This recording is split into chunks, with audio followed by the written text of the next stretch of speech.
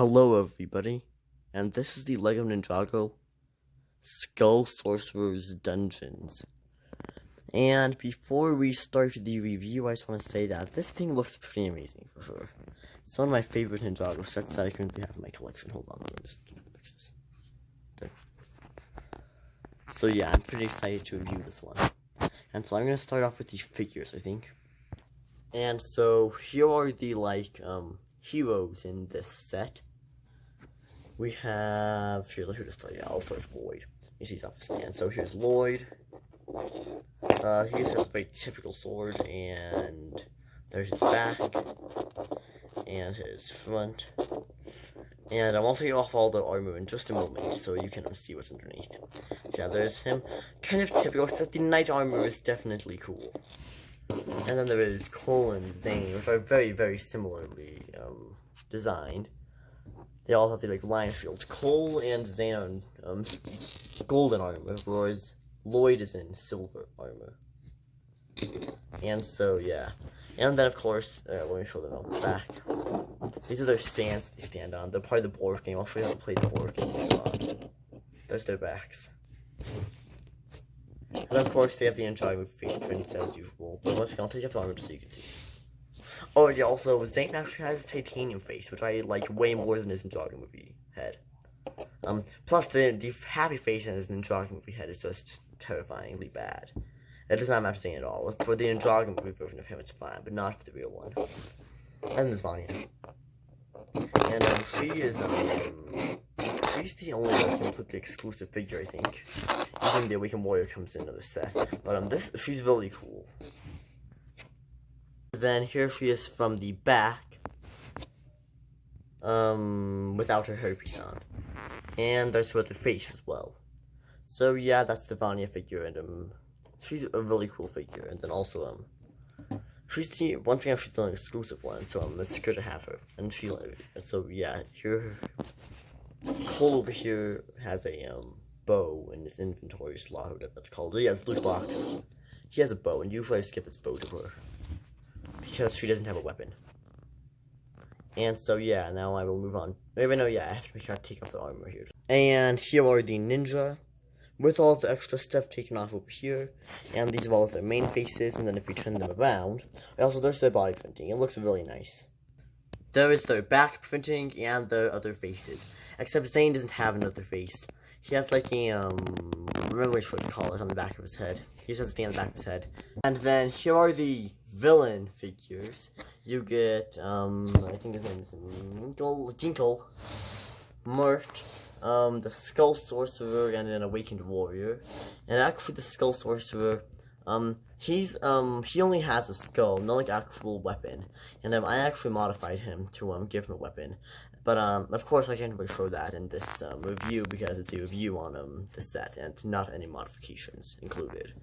And so yeah, I'll show you how what I modified him to kind of look like. I just gave him a weapon, and I made the Skull Sorcerer float. And so yeah, I'll show you what I did, maybe in another video.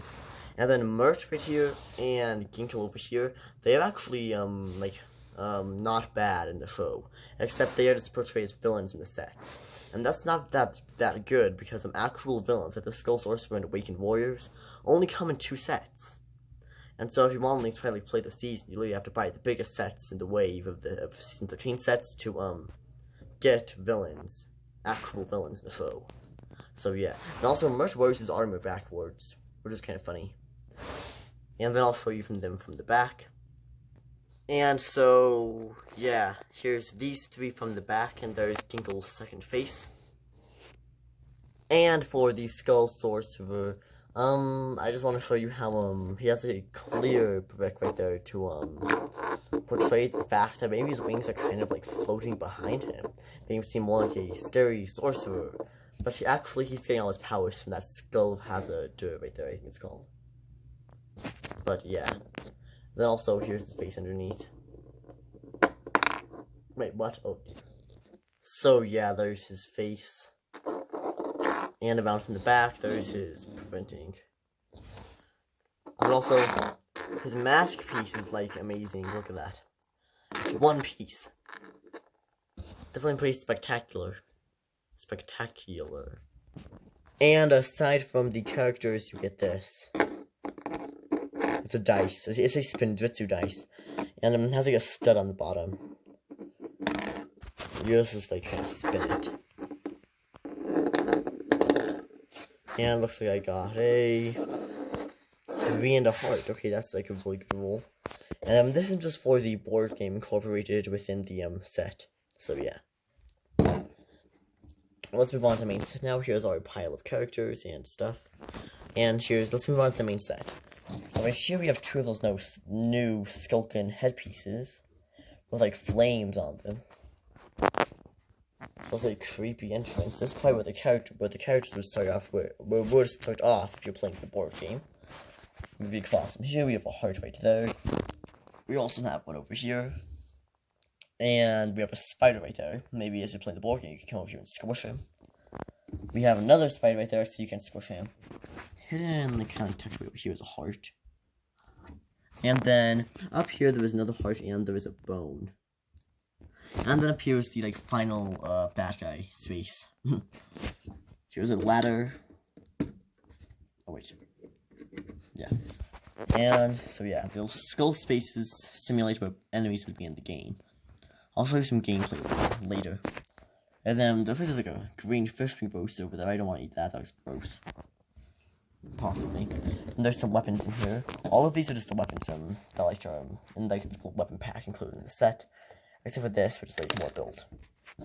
Oh, I gotta wait that to go. Yeah, there it is. Yeah, there. See. Let's get back where. Let's get that back where it belongs, and I'm gonna show you the interior now. Also, this is a cool feature. Hold on just a moment. Let me just try. I just knock off the fish. There. Opening it up. And there's the ivory blade of deliverance while I knock off the skull. Yeah, these skulls come off quite easily. Yep, the ivory blade of deliverance in there. Let me get you a closer look in there. Okay, and here's the interior of this place. There's the ivory blade of deliverance. Like most base and draw sets, all of the collectible items in the wave are included. All like this we can. Third. And so here's where the Skull Sorcerer keeps his gold. There's more gold back there. And here's like a mechanism for the drill cell thing over here. So this mechanism for like a crane. Okay, and yeah, there's some gears over here. Here's the back of the bridge. And here there's an axe. And over here there is a spear. A white spear is kind of interesting. This axe, maybe you could use as like Corgrand's axe, who was a character in the show, Corgrand, but he's a character in season 13, but he never appeared in any of the sets. And he probably won't. And then this is kind of cool. There's a gun over here being used, has railing. And inside of here, there is a neat little like guitar piece. This is like his trophy room. There's a potion things right there. This is actually a steering wheel right here that green drums on top of. A torch for lighting. Some very pink, very wands back there. And a armor stand back there using the Thanos armor headpiece. Helmet. The Thanos helmet. And right there is just a picture. Maybe Hazardeur with the skull, which now belongs to the Skull Sorcerer. But yeah, and then up here is the Shadow Blade of Deliverance, which is the literal opposite of the Ivy Blade of Deliverance, and these things fall over kind of easily. I'll show you why later. So yeah, now I'll show you the board game mechanic now, I guess. Okay, so to do this, I'm going to play as Zane, I guess, because he's my favorite Ninjago ninja. There he goes. And so yeah, there's Zane, and we have to place the enemies on the little skull spaces. So here, let me move this back. And these little spikes kind of easily, and they're annoying to put back on. There we go, I got it back on. It just fell off. Some parts of a set break apart kind of easily. Okay, let me put it back on. Okay, yeah. Okay, so here we go. And so there's Zane. Here's his like loot box. To put this over here. And so let's be honest, the instructions for how to play this game are not very clear. And I'm not going to do the whole role-playing game thing, because I'm pretty sure down has a mistake. It says that this dice has 5 sides, a 1, a 2, and a 3, and a skull and a heart, but that's actually wrong and inaccurate. There is a 1, a 2, and a 3, then another 1, 2, and a 3, with skull and heart spaces on them. See? And so, that is actually an inaccurate description, and, I think that's gonna, you can't really play the, role-playing mechanic right now. And so, plus, I haven't even looked into it that deeply. I don't really, want to do it that much. I just kind of like the normal board game mechanic. I'll play it sometimes. And so, watch here. Here's the instructions. They're not very clear. Okay, yeah, so, here's one of them. No, this isn't an instruction. But this is like another part of the board game, but, I don't really, know how to use it, and so, I'm not going to. And then on the back of it, there is this. Oh yeah, so there's expand the game. You can, add, the piece, well, Ninjago Skull Dungeons. You can connect Ninjago Skull Dungeons, the little, little game board piece from, the Skull Sorcerers Dragon, and the one from Zane's Mino Creature, and you can connect them all to this one, to the Skull Sorcerers Dungeons to create that. And so that's cool. But then look, here's the board game thing. Here's the instructions. Look, how to play. Looks like you put villains on skull spaces. See, so you can play it this way, I guess. Except of course you can play it this way. Of course, it's how you're supposed to play it. But what I'm trying to say is the fact that there's no words to tell you how to play. You just kind of have to just oh, okay, so villains go on skull spaces. It looks like heroes go on the forward the arrow spaces, but that doesn't really seem to make much sense at all. Because otherwise, you would just start off your character towards the end of the game. And there's so many arrow spaces. So that doesn't make much sense at all. And then you roll the dice to move your character. If you encounter an enemy, it looks like, then you roll the dice, you get a skull, then you lose, and you have to roll one of your hearts on your loot box thing. And then if you get a heart, then you defeat the enemy, and I guess maybe you get their weapon, and you get to put it into the loot box.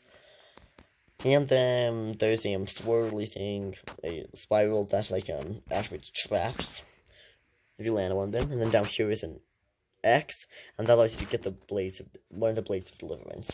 Which, I'm gonna be honest, doesn't really make much sense sometimes because there isn't an X in this set. There's the next space, so yeah. But yeah, that is about it for these instructions, they're called. And yeah, they're nice little picture instructions, but definitely not anything really amazing. I would prefer them to be a little bit more clear. And one thing that I forgot to mention is the fact that you can see the armor piece and the other stuff through the eyes of this skull up there. But moving away from that, I don't really like that. Maybe some of you, I don't really know. But yeah, so here's Zane.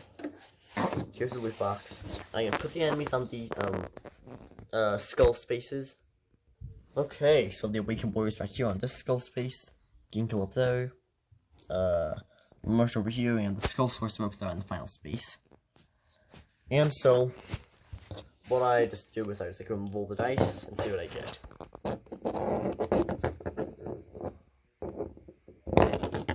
Let's go off.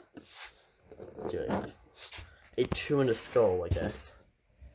And so, I move forward 2 spaces. There are now another arrow space right there. Yeah, I would assume we start on these 3 spaces. So yeah, there we go. Sometimes the weapons can't get in the way. Unfortunately, I'm about to encounter a villain. I get a 1 to heart, so I'm gonna move right here on this villain space, but there's no villain there right now. You don't get enough villains for everything in the set. There we go. Roll again.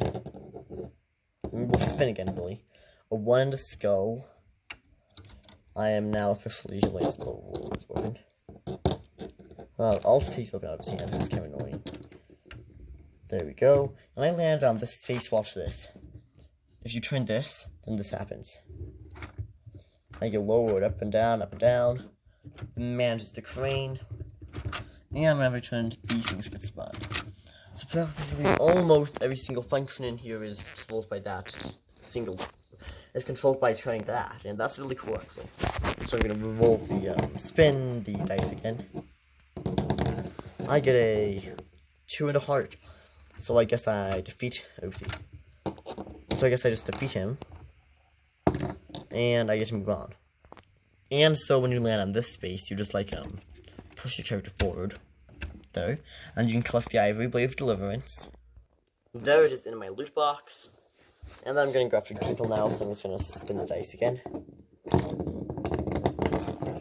I get a 1 heart.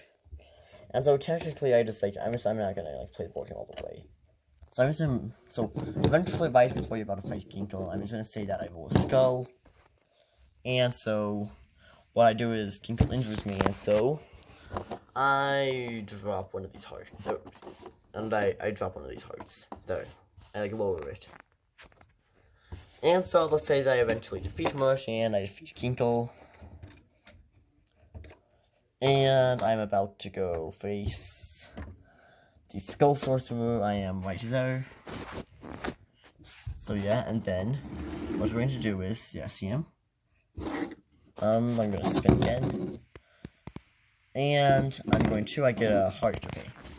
So I defeat him. See you later, Skull Sorcerer. I am right here. And now what I'm supposed to collect that, there's like bones protecting it, right? And so what I do is, now that I defeated him, I just like push this up and bam. Now there's more. And I like spin the dice again. Well, those are bad, but I get a 3. I don't even need to get a 3, I just need to get a 1, so I move up here onto this final space. And I just collect the Shadow Blade Deliverance as well. I'm putting them in the box, I guess. And so yeah, that is how you play the board game. And now I'm gonna move on to my final thoughts of the overall set. And so, what do I think of this set overall? I think it is pretty good. This is actually the design of it's pretty amazing. The board game mechanism is fun. The functions are all fun. And this is actually my favorite Ninjago sets that I have built. And so yeah, that's really all I have to say about it. It's cool, for sure. I don't have too many complaints about it at all, except really I think my main one would be the fact that if you push down on this, for some reason, like, my one is kind of disconnected from the entire thing. I don't know why I get it's bending up like that, so it's kind of annoying. And so, this tends to come off really easily, because the connection on the bottom is there, so I don't really like that. And then I don't like how the instructions they're clear. They're clear, except they don't really try to play the game completely. But that's kind of a problem all of these things the sets have with the board game, and the Rouge Bell Dragon and whatever it's called, I forgot actually. Well, all of the Spinjitzu Burst sets, and